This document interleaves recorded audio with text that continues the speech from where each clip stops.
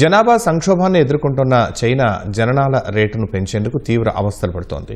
ఈ క్రమంలో తాజాగా కండోం సహా గర్భనిరోధక సాధనాలు, ఔషధాలపై 13% పన్ను విధించింది. ఈ మేరకు విలువ ఆధారిత పన్ను వ్యాట్ చట్టాన్ని ఇప్పటికే చైనా సవరించింది. ఇవాల్టి నుంచి ఈ నిర్ణయం అమల్లోకి రానుంది.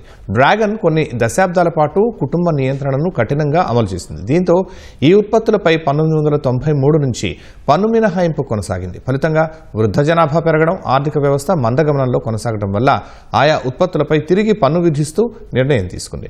యువత పెళ్లి చేసుకుని పిల్లల్ని కనేలా చైనా ప్రభుత్వం ప్రోత్సాహకాలను ప్రకటిస్తోంది.